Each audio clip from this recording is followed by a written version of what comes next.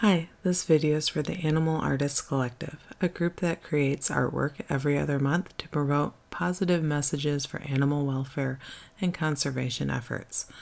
I'll put some info about the group and how anyone can participate in the description section below. This year, they decided to go with countries as the theme, and Australia won the vote this round. When looking into birds of Australia, I noticed that the cattle egret was a common bird there, but that it wasn't native. When I looked into it, I discovered an intriguing story about how the Australian people have encouraged the spread of this bird across their farmlands and even to other countries. They did studies which eventually influenced the government of Hawaii to introduce the species to their island. A flock was transported to Hawaii in the 1950s as a way to control agricultural pests. Originally native to parts of Asia, Africa, and Europe, the cattle egret is now also common in the USA, especially here in Florida. They often are seen in cities, favoring manicured lawns and trimmed bushes that expose bugs, frogs, and lizards.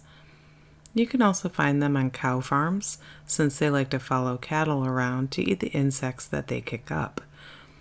In the early 1900s, Australian farmers proved that the cattle egret helped control bugs. They eat flies and ticks that bother the cows, but also eat crickets and grasshoppers that damage crops. It's interesting to think about a wild, non-domesticated animal whose population has grown due to human influence. Though this has caused some concerns over the years, as they are now considered an invasive species in Hawaii. Cattle egret are suspected of competing with nesting grounds of native birds, and of course eating some things other than agricultural pests. This has become a complicated issue, as some seek to hunt them to control the damage we may have introduced. It's a good cautionary tale to consider the decisions we make that may cause certain animals to thrive over others. These birds, who have had an incredible expansion of their normal range promoted by the spread of modern farming, may have found their way to these areas eventually on their own. Determining the effect of their human-assisted introduction is very difficult when you throw in the effects of habitat loss, pollution, and other issues caused by people. Recent wildfires in Australia have burned about 5 million hectares, which is about 12.35 million acres of land, including farms, homes, and a great many animals. For the cattle egret, this affects their overwintering areas, forcing some of their population to the islands surrounding Australia, such as New Zealand or Indonesia. While many birds were able to escape the fires, there were a lot less fortunate land animals, so I'll be donating 100% of the sale of the following paintings to the Wires Wildlife Fund.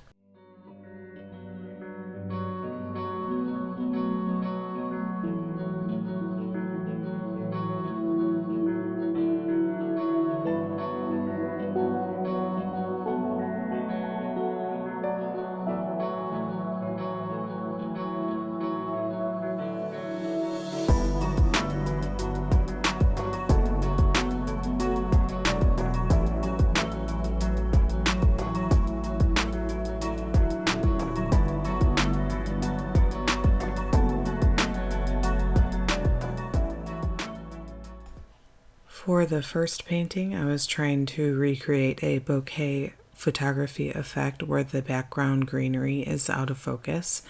When thinking about using a brush to lift away the green watercolor after it dried, I realized it would be hard to make the circular shapes often seen in pictures. I decided to try using a Q-tip damp with water to erase the paint, and was fairly happy with how that worked out.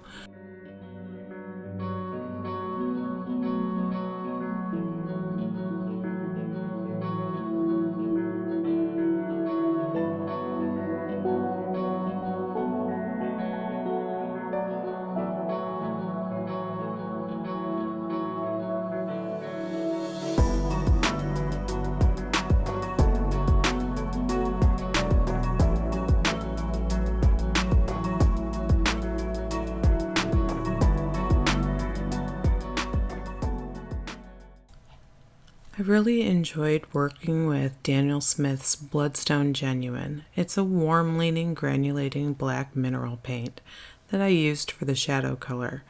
It worked well on dry with a detail brush for tiny strokes to mimic the feather texture, but where I feel it's most convincing is the wet application of the dirty-looking areas on the beak. The pigment is a more pale, less dominating black that settles in a way that makes texture effortless.